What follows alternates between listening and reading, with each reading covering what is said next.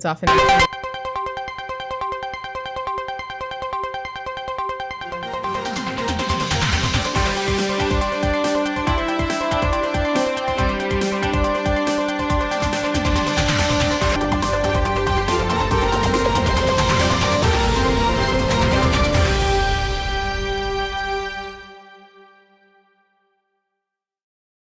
Regardless, the report is now here. It has dropped, and it might not have produced everything of what some Republicans hoped for.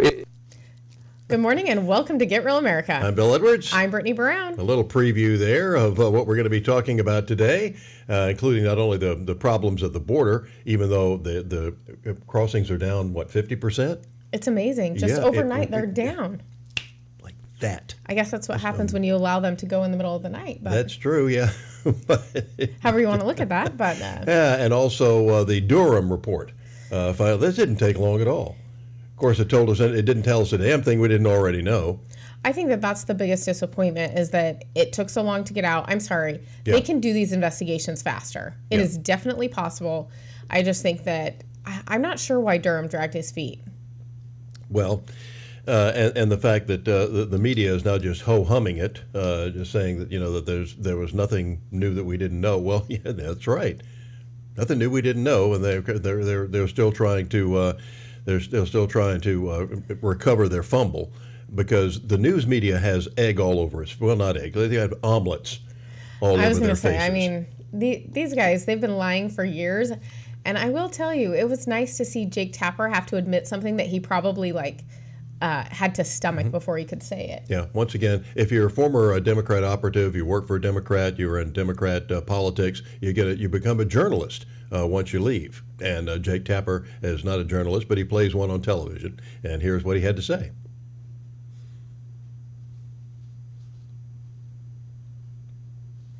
Okay. I guess you guys saw the clip at the beginning? Yeah. Oh, here it is. Here it is. Regardless, the report is now here. It has dropped, and it might not have produced everything of what some Republicans hoped for. It is, regardless, devastating to the FBI, and to a degree, it does exonerate Donald Trump. To a degree, it does exonerate Donald Trump. To a degree, yeah. That was probably really hard for him to say. Oh, man. He's probably getting brickbats and already. From his listeners who are still reeling and complaining that the Communist News Network actually had Donald Trump on, and they also had 3 times the ratings they normally have. Well, I also think this is kind of interesting because people have been very critical of Donald Trump for giving CNN any sort of airtime, but also he made a mockery of what their network is. Oh yeah. He made Caitlin Collins look really stupid, and it gave him a lot of credibility, especially when you have an audience that's laughing and having a good time with him. Exactly. It's not good for their narrative, but it was definitely good for their ratings. Yeah, and they were. And of course, that's the outrage from the left. That how dare you put this guy on and don't ever have him on again? And they're talking now, of course, about really debates aren't that big a deal. So that they're trying to see how they're doing the downfield blocking. For the upcoming 2024 election, to make sure that Joe Biden, if he still can walk and can still figure out where the studio is or the venue is, to go with the debate with Donald Trump. I think that debates should be required. I don't think that they should be able to get out of them at all. I think that it gives the American people the ability to see you on your feet and see you answer questions, or when it comes to some of the debates, they don't answer questions. They just tell you what they think you want to hear. And the debates ought to be at least a month before early voting begins. Absolutely. At least a month before early voting begins.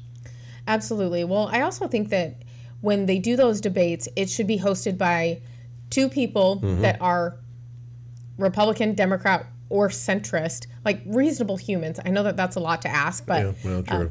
I think that they've had some people host those debates that I can't even think of his name right now. Chris Wallace. Yeah. Is he still around? He went to the Communist News Network, and they spent all these millions of dollars coming up with a show that was on, 15 minutes? Yeah, I think he's in hiding. I haven't seen him at all. I haven't either. Come to think of it. But he did host the debate and definitely did not help out Donald Trump any. No. So... Donald, in that debate, to give Chris his due anyway. That debate, it was Donald Trump's problem. I think he had COVID at the time. Oh. And he was constantly interrupting Biden. It didn't look good. The second debate was terrific. Yeah. But the first one really, I think it turned a lot of people off because he kept interrupting Joe right in the middle of his sentences. Just about every time, Chris was having to call him down on numerous occasions. So he didn't help his cause in that case. Yeah, very, very true. And I think for me, this thing with the Durham report, why did it take so long? Really. I mean, we're seeing these investigations with the Congress right now. They seem to be moving along quite quickly when you see what they're uncovering.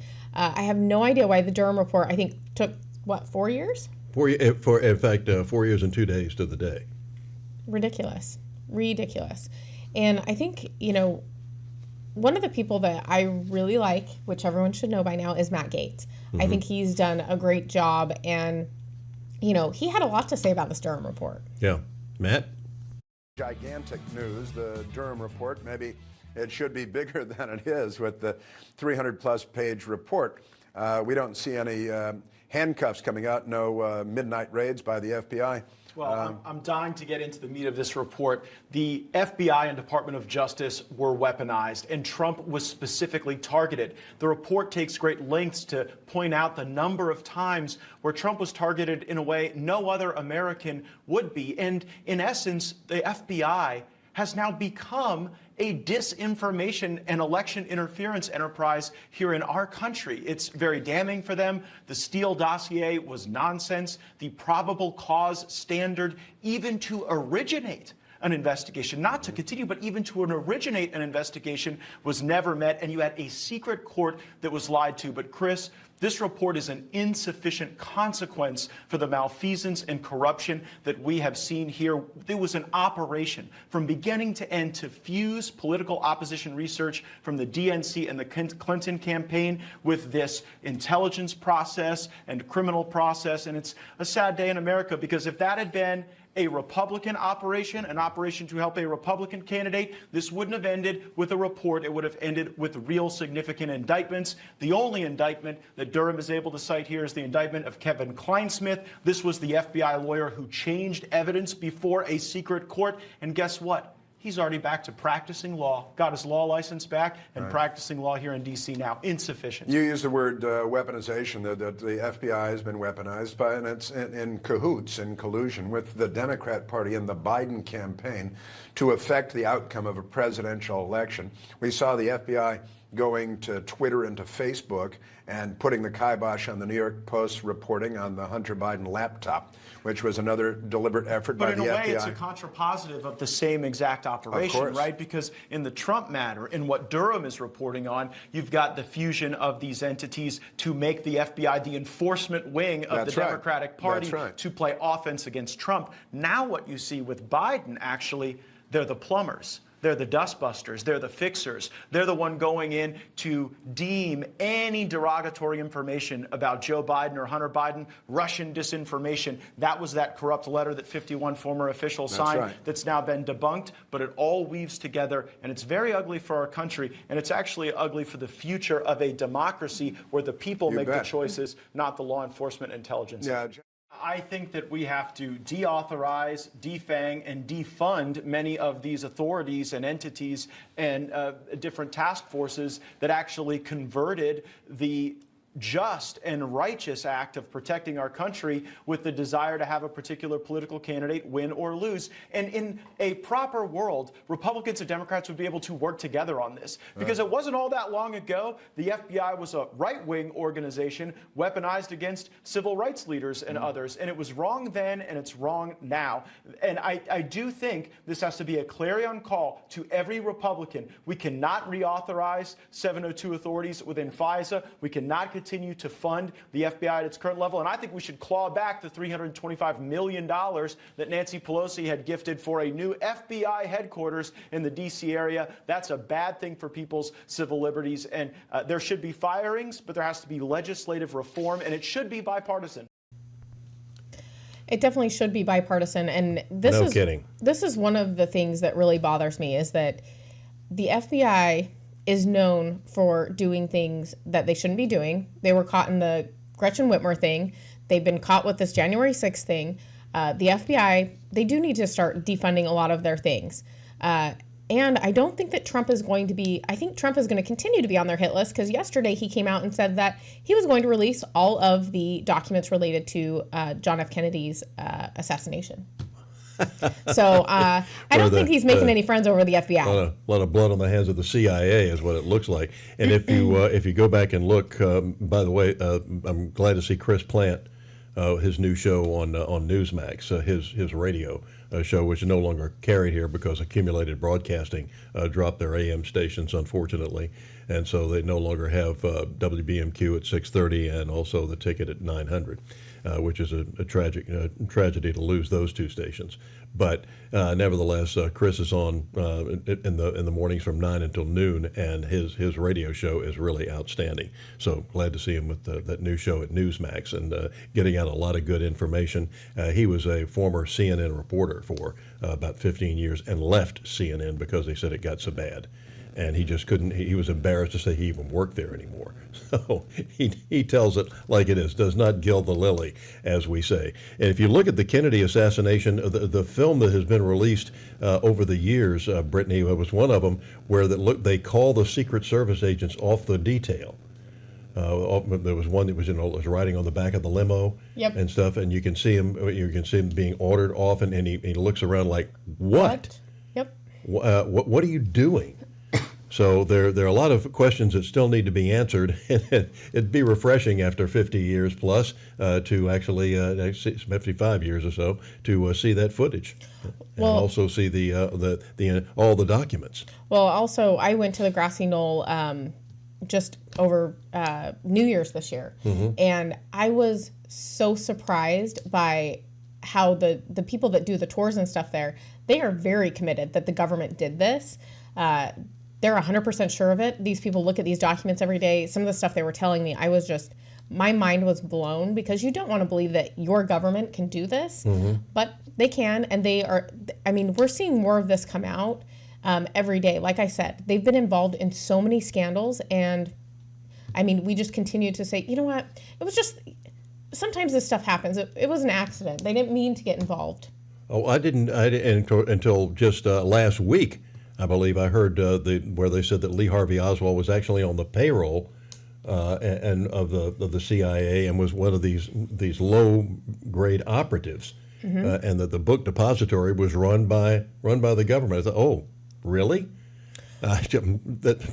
Well, all of these stories make you feel a little crazy, Bill. It does. That you can believe that the government could be involved in something like this, that the FBI is a weapon, and that the CIA has also been involved in a lot of corrupt scandals. And I think that that's why people don't want to believe it, because you do feel a little bit crazy. Yeah. Well, we're going to continue to get a little bit crazy as we talk about the border and other things that are coming up. You wouldn't think that homeless veterans would be kicked out of a motel for illegals, but only in the USA. What if the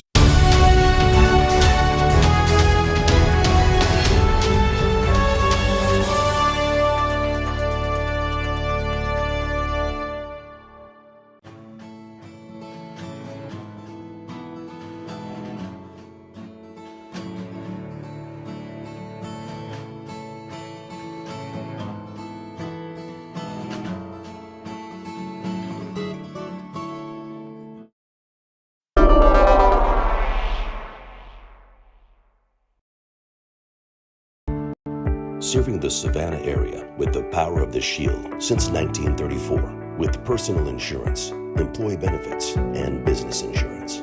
With integrity, security, and trust. For more information, go to thepoweroftheshield.com.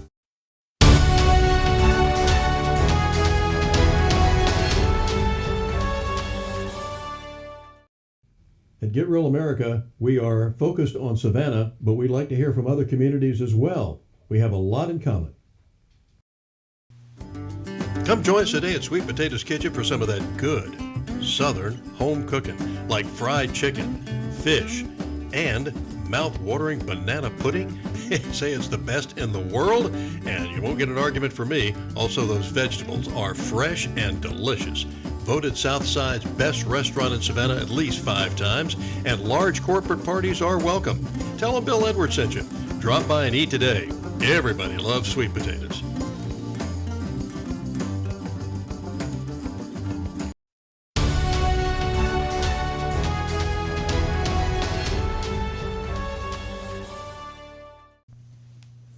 Good morning and welcome back to Get Real America. I'm Bill Edwards. I'm Brittany Brown. Glad to have you aboard on this Tuesday morning. Here it is, the 16th day of May.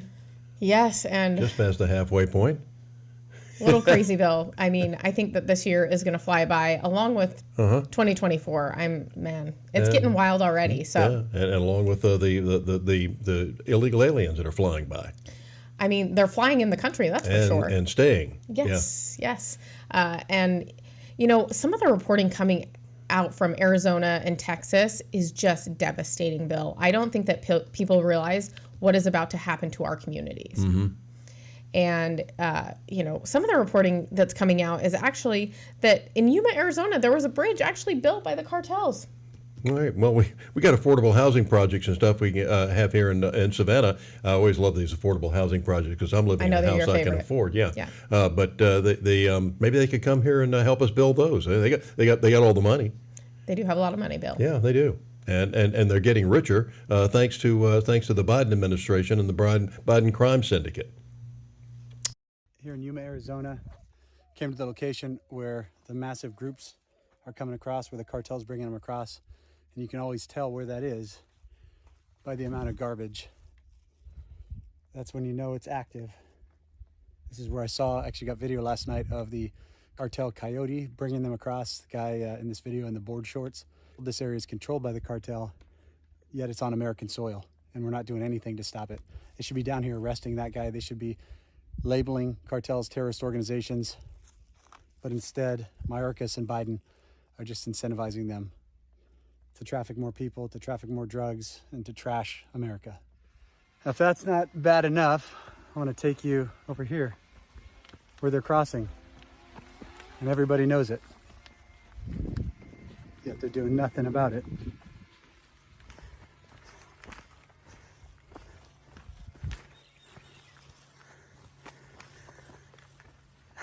They've actually made a bridge. This is the cartel bridge. This is Secretary Mayorkas' security. Nobody down here stopping him.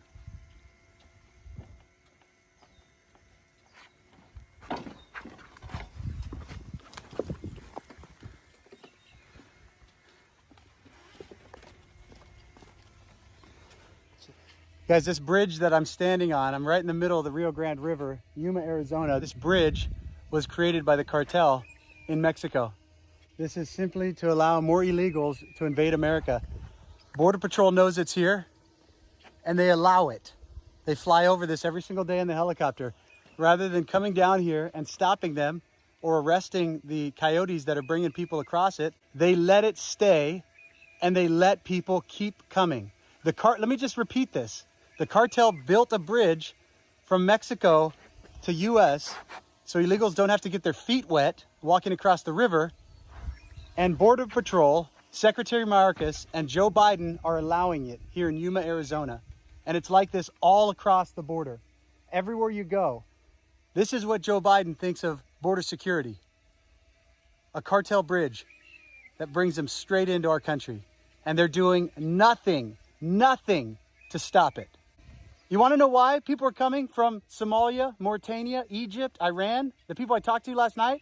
Because Joe Biden and Secretary Mayorkas invited them. What would you think if you came down here and this is what you saw? A bridge to invade. I don't know what else to say, guys. How much more do the American people have to see? How much more are you willing to put up with? As our country is being invaded, as our kids are dying from overdoses, as American citizens are dying, being killed by illegal aliens, as jobs are being given to people that have no right to be in our country, as wages go down and inflation goes up, and they continue to allow it. They don't just allow it, they support it. If this is not treason, I don't know what is. It's up to you. It's up to you. I can show you this, but if we don't start taking action and holding these people accountable, it's gone. The country's gone, and if America's gone, the world's gone. All of these IDs, all dumped before they came in. Passport from Guinea, from Africa. Another one from Ghana, Africa. Peru, Iran, Ghana, voter card, Dominican Republic, and on and on and on and on and on. And you know why they drop them? Because we can't vet them. Unless they show up on Interpol, unless they're in our system, we have no clue who these people are. So they come in, they're coached by the NGOs, dump your stuff, and they simply walk into America. And nobody comes down here to pick it up. Nobody comes down here to verify who these people are, except for us. That's what Joe Biden and Secretary Mayorkas's border security looks like. I am speechless. Yeah. I mean, the fact that we're allowing people to come in without any ID and there's no vetting, this is proof there is no vetting of these people. Ghana, Iran, Egypt. I mean, what are we doing? And where are the environmentalists? The amount of garbage is absolutely insane. The environmentalists are too worried about carbon emissions and fuel and oil. Yeah. Mm-hmm. And our friend Mary McCann Highbreeder is with us this morning, and she's like, this is the international destruction of our country. It is treason. I 100% agree with you, Mary. This is absolutely, I don't know what it's going to take for people to wake up. And, you know, I did call our senator, not that it makes a difference, but I did call Warnock's office yesterday and said, what are you doing about the border? You better start working for the American people. Don't know what they're doing up there, but they need to figure it out. What was the reaction? Well, they don't answer the phone there. So, Oh. yeah. You just left a voicemail? Yeah, and I'll be calling every day. So make sure you And stay on top of your senators, your congressmen. Start flooding the lines because unfortunately we have two Democrat senators, two empty suits up there. I remember when I was doing my radio show when John Ossoff got elected, unfortunately, and I called his office on numerous occasions, called Warnock's office on numerous occasions, inviting them onto the radio show. They never showed up. The only time I was ever able to get Ossoff was when he was at Fort Stewart when the new Abrams tanks came in, and he was there to give the blessing of the tanks, as it were. And I mentioned to him, and as I said, I can't get a call back from your office to get you on the radio show. And he said, okay, so noted. I mean, he's very polite, very nice. He was one of those people that, you hated to like him, but he was a nice enough guy. I like the guy. But he just told you what you wanted to hear, Bill. Exactly. Oh, I know that. But there was no doubt about that. Very likable type character. Excellent politician. Yep. Walking around, I know he was disappointed the tanks weren't electric instead of diesel. But nevertheless, because they are talking about making military vehicles electric, because they're going to put those electric charging stations up in the middle of the battlefields. That'll work well. Yeah, it sounds like a great idea. They're full of them. Yeah, sure. They're full of a lot of stuff. Yeah, well, I also think it's not just our senator's job, but what is our governor doing to send people to the border to help out with this crisis? The Republican governors need to get it together. They need to figure out how they're going to help us assist, avoid this crisis, or push it back. But there are too many people coming into this country, and our culture in this country is already changing, but if you continue with this, it's going to change overnight, and we're not going to recognize our country. This isn't sustainable. I did hear a classic on Dan Bongino's radio show yesterday. One of the best callers I ever heard. He said he knew how to solve the border crisis and to get the Democretans and Joe Biden to get these people turned around. He said if the Donald Trump campaign knew what they were doing. You go down to the border with with hundreds of thousands of MAGA hats and T-shirts and start handing out pamphlets, Donald Trump pamphlets, and giving it to them. All of a sudden, he said, "I bet you it would turn around on a dime." So, way to go. Nice job. And I think that's, the Republicans finally ought to do something. And that would be great. Going down there, have your campaign stuff ready, get DeSantis campaign going on, whatever it is, get rolling down there and start handing out the pamphlets and the T-shirts, because we had those T-shirts remember when Biden first came in, and I said, well, where did all those come from?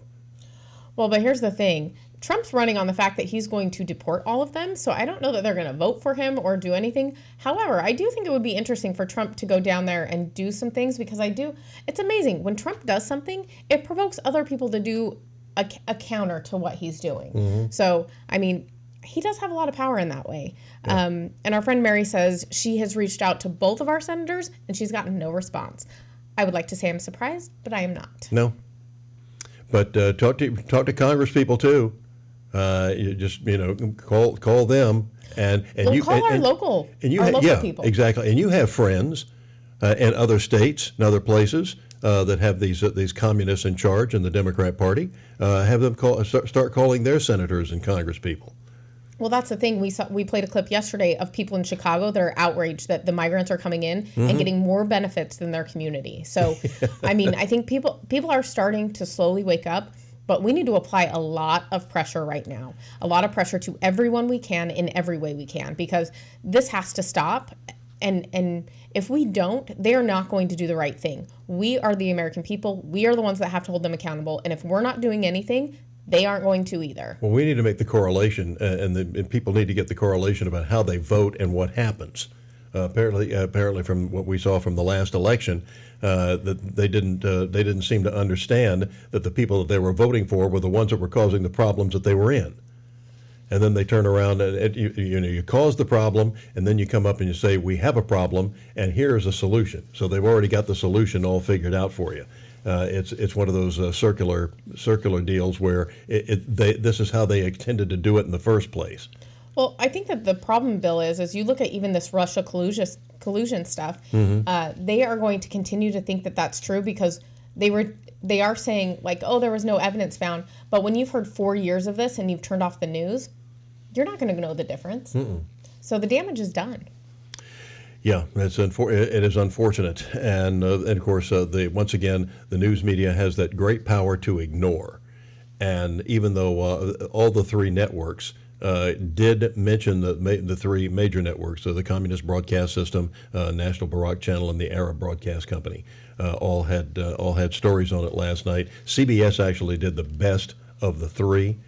And NBC was okay, but ABC did a complete woke report on it, and so there's where we stand. The power to ignore is the biggest power that the media has, and when they put things, they don't report anything at all, or don't make this look like it's a big story. Most people don't know about it. All you have to do is see these man on the street interviews that Jesse Waters does, whether you're still watching the Fox channel or not. But when they go out and do this man on the street and they ask people about current events and things, and they haven't got a clue as to what they're talking about. Yep, and I think we also are going to, like we've been talking about all morning, the cost of speaking truth. And I think Tucker Carlson is going to have something for us on that when we get back. Stay real.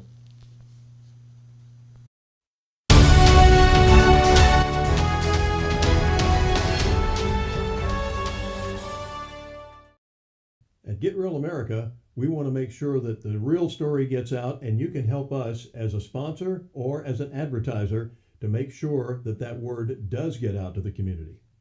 Be a sponsor and support your local community here at Get Real America.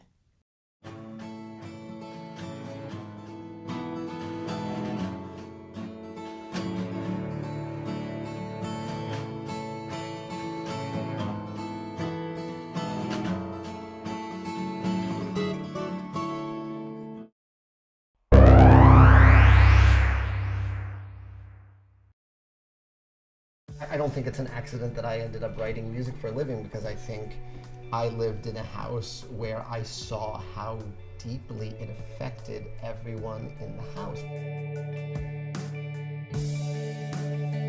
and just how much everyone defined themselves by the music they listened to. Music as a framework, I think, gave my parents my identity from a young age. You can like any music that you want if it makes you feel happy. And now when I hear certain songs, I think of them, and I think of them in their happiest state, and it makes me happy. If they seem like they're having trouble talking about something, I try to tell them about a time when I felt something similar. Whatever the issue was, we would tell them the pros and cons and how important it was that they had come to us because we could always help them. I think the real important point, we always told them, no matter what you do, no matter what happens, we will help you through it no matter what it is.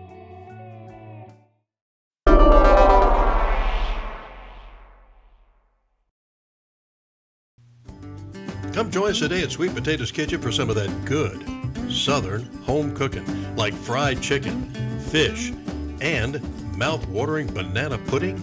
Say it's the best in the world, and you won't get an argument from me. Also, those vegetables are fresh and delicious. Voted Southside's best restaurant in Savannah at least 5 times, and large corporate parties are welcome. Tell them Bill Edwards sent you. Drop by and eat today. Everybody loves sweet potatoes.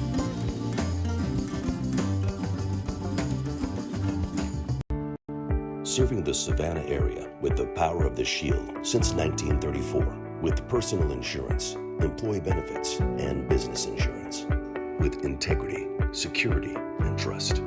For more information, go to thepoweroftheshield.com.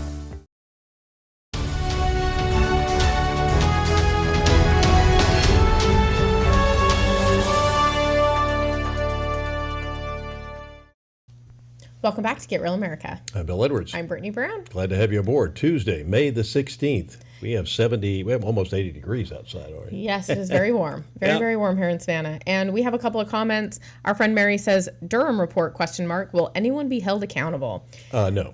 Absolutely not. They have D's by their name. We should all be aware of that by now. Great to be a Democrat. It must be. And then our friend Lizzie is with us this morning, and she says they are going to use the Durham report as an excuse for giving Biden the benefit of the doubt on his crimes. Very creative of these people. Oh yeah, it's amazing. There was even one theory that they're probably going to indict Hunter, and so on the campaign trail say, what about Hunter and his laptop? And said, can't talk about it. It's under investigation. So there's that cute little trick. Yeah, that's the thing. They always have a trick up their sleeve, and I'm sorry, but the Republicans always playing catch up, never on the ball. I believe there was a 15-year gap from when Act Blue was started to when Win Red was started, which is the online platforms for raising money.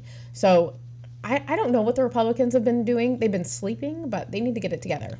Well, at one time it was called the Country Club Republicans. They were just happy to be there and, just go along. And when they were in the minority, they didn't have to worry about anything. They could vote. They could vote whatever they wanted to, and say, "Well, I voted for it, but I was outdone."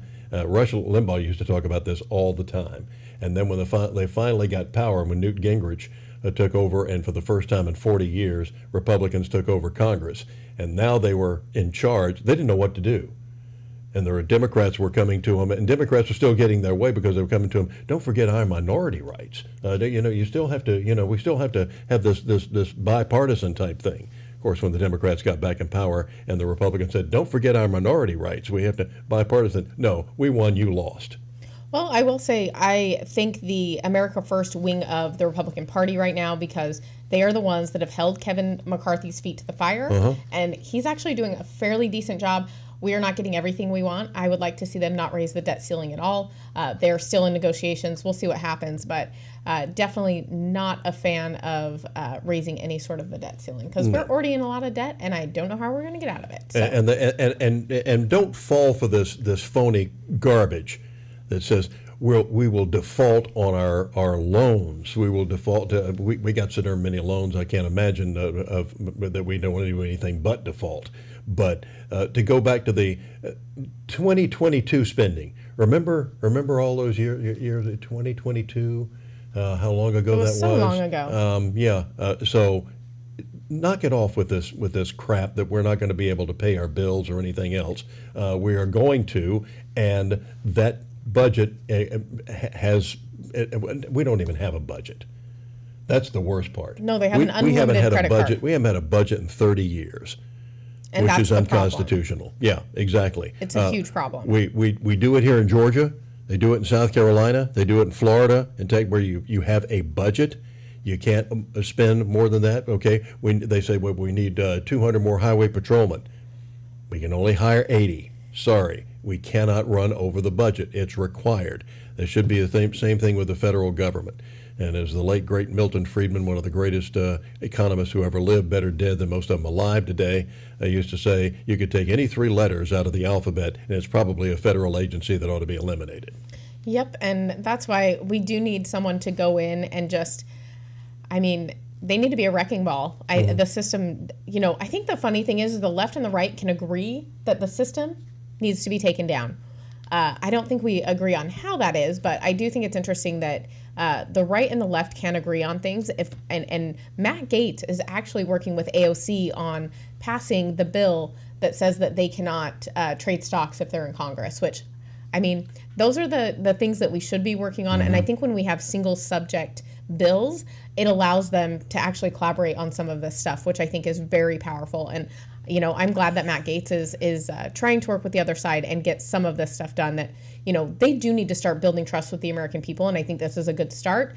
They have a long way to go, but I think it's a good start. Mm-hmm. And Bernie Sanders, congratulations to him. He's making a lot of money on his book against capitalism. So this capitalistic society is certainly giving him a lot of money that he's not credited for. And I noticed that the Dalai Lama is having the same situation where suddenly capitalism isn't that bad when you've got waterfront property and on Martha's Vineyard and that sort of thing. It's only bad for other people, but not for them. That's right. Like, that's the rules. Exactly. It's good. If it's good for them, it's good. But it's bad for you, but good for them. That's how it always works. Yeah. One of the people. So my mom's so funny. I talked to her again last night, and she's like, I don't know what to do. Tucker's gone. My nights they're open. I don't know what to do. She's never used Twitter. She's excited for him to have a show, but she's like, I don't have a Twitter account. So we're going to have to figure that out for her. But I think everyone misses Tucker Carlson's voice, and he's only been gone a few weeks. So he did do partner with PragerU, and he had a lot to say about what happens when you speak truth. Yeah. As you look around and you see so many people break under the strain, under the downward pressure of whatever this is that we're going through, and you look with disdain and sadness as you see people become quislings, you see them revealed as cowards, you see them going along with a new thing, which is clearly a poisonous thing, a silly thing, saying things they don't believe because they want to keep their jobs. If there's a single person in this room who hasn't seen that through George Floyd and COVID and the Ukraine war, raise your hand. Oh, nobody? Right. You all know what I'm talking about. And you're so disappointed in people. You are, and you realize that the herd instinct is maybe the strongest instinct. I mean, it may be stronger than the hunger and sex instincts, actually. The instinct, which again is inherent to be like everybody else and not to be cast out of the group, not to be shunned, that's a very strong impulse in all of us from birth. And it takes over, unfortunately, in moments like this, and it's harnessed, in fact, by bad people in moments like this, to produce uniformity. And you see people going along with this, and you lose respect for them. And that's certainly happened to me at scale over the past 3 years. I'm not mad at people, I'm just sad. I'm disappointed. How could you go along with this? You know it's not true, but you're saying it anyway? Really? You're putting your pronouns in your email? You're ridiculous. So you see the sadness happening. But there is, as there always is, this is a fact of nature and theology and of observable reality, there is a countervailing force at work always. There's a counterbalance to the badness. It's called goodness. And you see it in people. So for every 10 people who are putting he and him in their electronic JP Morgan email signatures, there's one person who's like, no, I'm not doing that. Sorry, I don't want to fight, but I'm not doing that. It's a betrayal of what I think is true. It's a betrayal of my conscience, of my faith, of my sense of myself, of my dignity as a human being, of my autonomy. I am not a slave. I am a free citizen, and I'm not doing that. And there's nothing you can do to me to make me do it. And I hope it won't come to that. But if it does come to that, here I am. Here I am. It's Paul on trial. Here I am. And you see that in people, and it's a completely unexpected assortment of people. I'm really interested in cause and effect, and as I noted at the outset of my remarks and my ability to predict the future, working on that. But because I'm sort of paid to predict things, I try and think a lot about, what connects certain outcomes that I should have seen before they occurred. And in this case, there is no thread that I can find that connects all of the people who've popped up in my life to be that lone brave person in the crowd who says, no, thank you. You could not have known who these people are. They don't fit a common profile. Some are people like me. Some of them don't look like me at all. Some of them are people I despised on political grounds just a few years ago. I could name their names, but you may not even know about their transformations, and I don't want to wreck your dinner by telling you who they are. But there's in one case someone who I made fun of on television, and certainly in my private life in vulgar ways, who was really the embodiment of everything I found repulsive, who in the middle of COVID decided, no, I'm not going along with this, and once you say one true thing and stick with it, all kinds of other true things occur to you. The truth is contagious. Lying is, but the truth is as well. And the second you decide to tell the truth about something, you are filled with this, I don't want to get supernatural on you, but you are filled with this power from somewhere else. Try it. Tell the truth about something. You feel it every day. The more you tell the truth, the stronger you become. That's completely real. It's measurable in the way that you feel. And of course, the opposite is also true. The more you lie, the weaker and more terrified you become. We all know that feeling. You lie about something, and all of a sudden you're a prisoner of that lie. You are diminished by it. You are weak and afraid. Drug and alcohol use is the same way. It makes you weak and afraid. But you look around and you see these people, and some of them really have paid a heavy price for telling the truth. And they are cast out of their groups, whatever those groups are, but they do it anyway. And I look on at those people with the deepest possible admiration. I am paid to do that. I face no penalty. He did face a penalty. That was the Saturday before he was let go from Fox on that Monday. And the thing is I look at people that decided not to get the jab. And the Fauci ouchie? Yes. And I just think they're a different breed. And I will, I guess I can publicly say I did not get vaccinated, but there was an immense pressure to get vaccinated. And I think that when you tell the truth, or when you look at something and you're able to have a lot of confidence in what you're doing, eventually, I will tell you, I do not regret it. Although it was very, very difficult. I worked for a corporate company at the time, and it was very, very difficult. Well, you were ridiculed by the media, by the late night comedians. There were even hospitals, or at least suggestions about hospitals not admitting you for if you're having a heart attack. Well, I know he's having a heart attack, but is he vaccinated? And if you weren't vaccinated, well, maybe we just ought to let it play out and see if it's okay. Not only that, it was family too. I mean, I was told that I couldn't see my grandma, and I told her, well, my aunt won't let me come to your house. And she's like, I don't care. That's not her decision. So it caused a big family thing because I was unvaccinated and my grandma wanted to see me. She's, 76 years old, and she has a blood cancer. And so it was high risk, but my grandma's like, you know what, I'm not going to live my life that way. And no one's going to dictate who gets to see me and who doesn't. And that was a choice she made, but it was very difficult and very challenging. And I know a lot of people went through that, especially people that had families in nursing homes. It was like, do I take the jab and go see my family, or do I stay strong? It was a very difficult decision for a lot of people. And about the hospitals, again, going back to the hospitals that weren't letting people in to see their dying relatives. Yeah. And it was pathetic. And there's no, in fact, Dr. Marty McCary was on Fox and Friends on Sunday. And now that all this stuff is coming out, that the shutdown didn't mean a damn thing, the masks didn't mean a damn thing, and the vaccines weren't that effective. He said none of these administrators or anybody else or these hospitals are apologizing. I got mad at St. Joseph's Hospital here, as much as I appreciate what they do, and several times that I've been a patient there, and have gotten their services. Well, and I'm alive here to tell you about it. But when they said, you need to come in and you need to start, you better get that vaccine. Well, and that's the other thing. I think when we look at algorithms and things like that, we think that certain things are popular.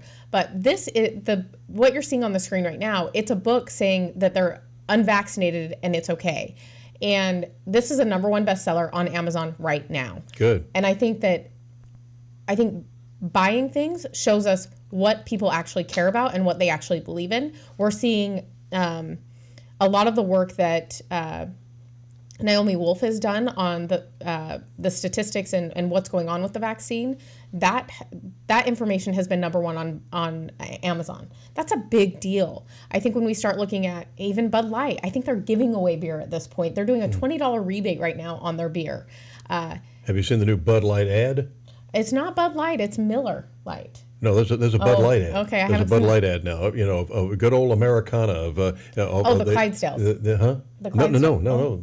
This is with human beings. Wow. And everybody's partying and having a great time, and it's just good old Americana, and mostly it looks like one of those country music fests or something of that nature. Yeah, Americana's not coming back to Bud Light. No. They waited too long, Sorry. and they have not apologized. Yeah, and so quit trying to placate us, okay? Yes, and Mary is with us still, and she says the conscious is God's voice, and telling the truth can be lonely, but you have to literally putting on the armor of God.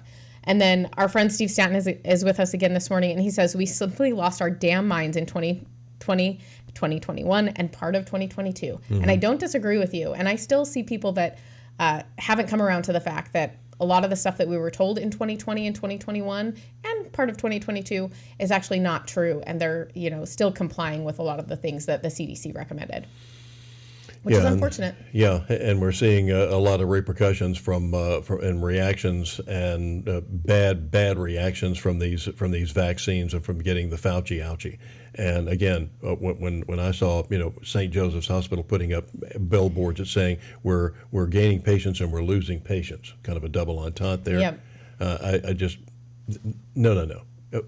Just treat people, do your job, and you should know better in the medical profession. Nobody's apologized, and I don't expect them to. Coming up next. We'll be right back.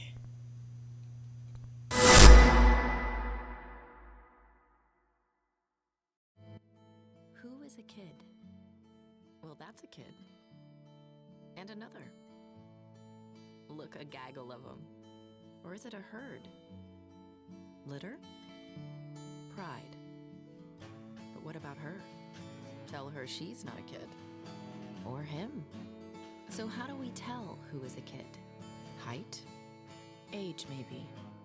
But some of us have to grow up faster than others. A kid. A kid. A kid wants to make the world better.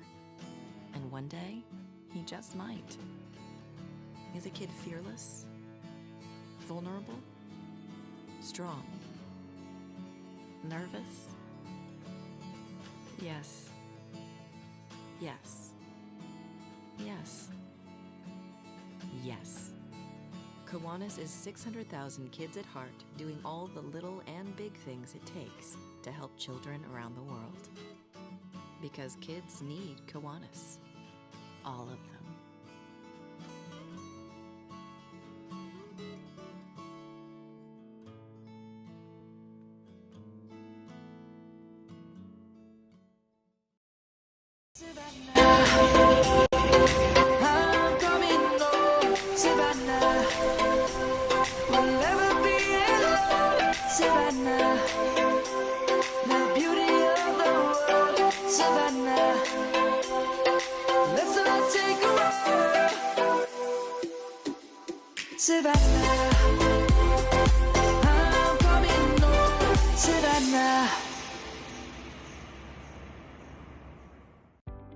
When you're looking to buy a business or sell a business, the experts at Best Business Brokers have you covered.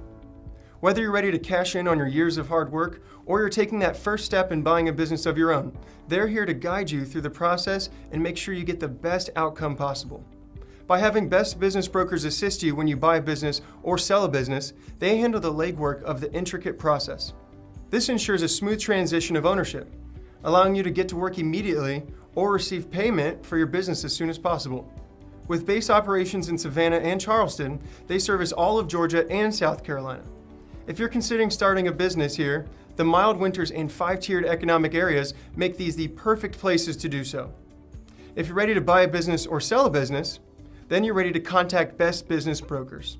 Visit their website at b3brokers.com or call at 912-349-0940. Serving the Savannah area with the power of the Shield since 1934, with personal insurance, employee benefits, and business insurance. With integrity, security, and trust. For more information, go to thepoweroftheshield.com. Come join us today at Sweet Potatoes Kitchen for some of that good Southern home cooking, like fried chicken, fish, and mouth-watering banana pudding. Say it's the best in the world, and you won't get an argument from me. Also, those vegetables are fresh and delicious. Voted Southside's best restaurant in Savannah at least 5 times, and large corporate parties are welcome.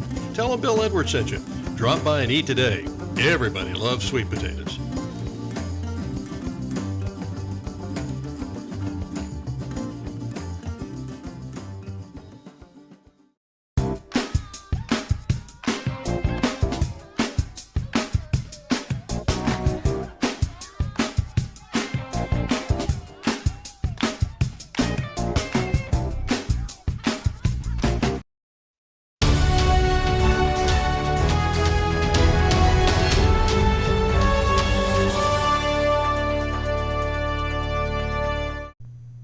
Welcome back to Get Real America. I'm Bill Edwards. I'm Brittany Brown. Going down the home stretch here, and school board, once again, front and center, and our good friend Beth Maggioni was there to tell it like it is. Yes, this happened last week, and, you know, these are very graphic. Just a heads up for everyone that she's going to be reading some stuff that's pretty graphic. There was another co-leader for No Left Turn in Education that also read something. I felt it was almost, maybe we'll play it another day, but it's pretty graphic. So, but Beth, she took it to the school board again. So this stuff is going on and people need to get involved. So check it out. Yep. Afternoon. Good afternoon. More than one board member has used the argument if we support banning pornographic books from school libraries, then we'll have to ban the Bible due to the Song of Solomon. Today, I'd like to rebut this argument. Let's start with the law itself. Georgia Statute 1612-103 clearly defines obscenity as any visual that shows an image of a person or portion of the human body which depicts sexually explicit nudity, sexual conduct, or sadomasochistic abuse, or any media with narrative accounts of the same and which, taken as a whole, is harmful to minors. By this statute, it's against the law for any person to expose materials that fit this definition to minors. However, another Georgia statute, 16-12-104, excludes school libraries from being subject to this law. Let's use this legal definition of obscenity to test the need to ban the Bible as pornographic. The most unashamedly graphic examples of erotica in the Song of Solomon would include the following quotes: the allure of her garden, the blossoming of her orchard, and the metaphor of his abdomen is carved ivory. Would any of us be charged with breaking the obscenity statute by sharing this with a minor? That would be laughable and thrown out of court. However, you will be on shaky legal ground if you share the book Eleanor and Park with a minor, unless you're a school librarian. Quote, I know you are a slut. You smell like cum. Do I make you wet? Do you think we should get in the back seat? Wow, it was huge. It was glorious. Park landed on top of her. S-U-C-K me off.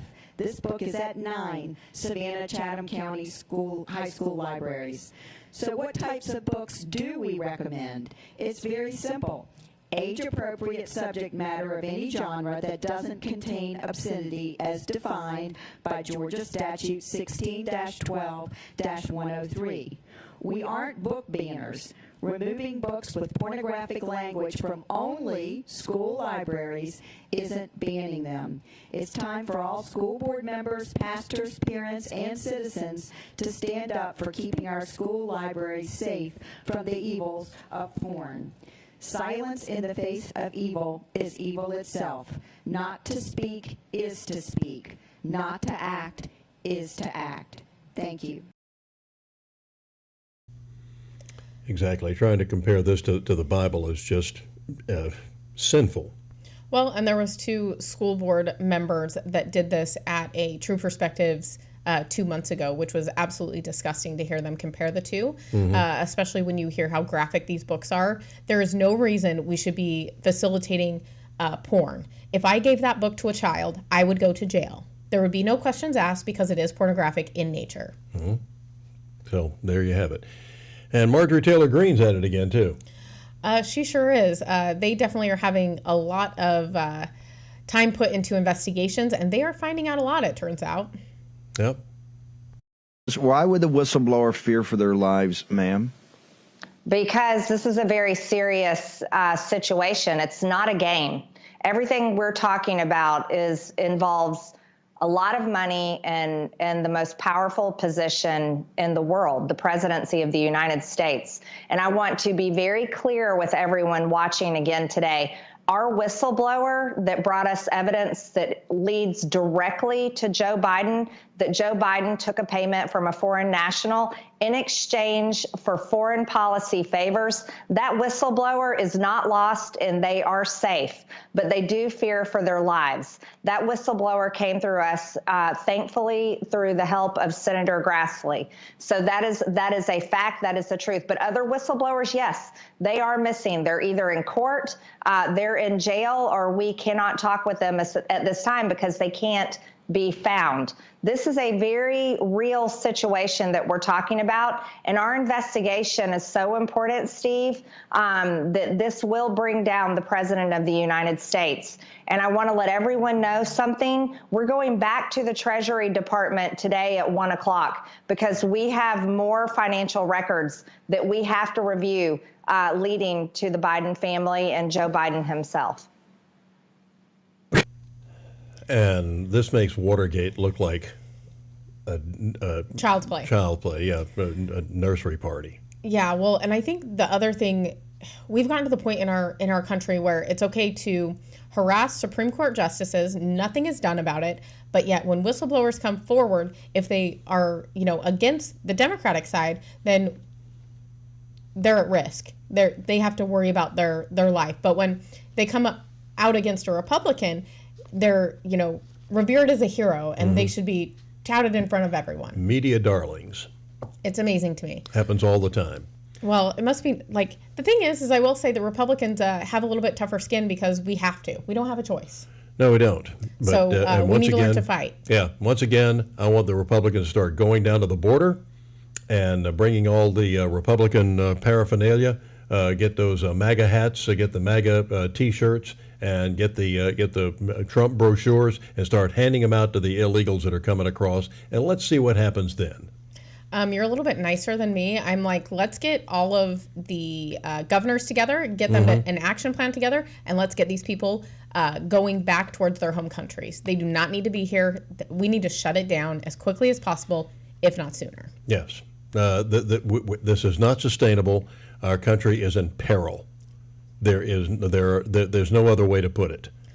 And when these people are given special privileges that they do not deserve, that we don't deserve. Well, that Americans don't even get. I mean, exactly. And when you start throwing out homeless veterans from hotels in New York so they can put in illegals, when they start canceling wedding reservations and saying, I'm sorry, you can't, it's something that you make, months in advance. No, I'm sorry, you can't have your wedding here now because we have to house these illegal aliens. Because why did they somehow become the rock stars? It's a great question, and we'll have to answer that tomorrow. Remember to download our new app, The Local Spin, and check us out there, as well as on Facebook, YouTube, Rumble, and also Twitter. And our new place we are streaming is Twitch. So check us out there. Thanks for tuning in. And thank our sponsors. Yes, have a good day.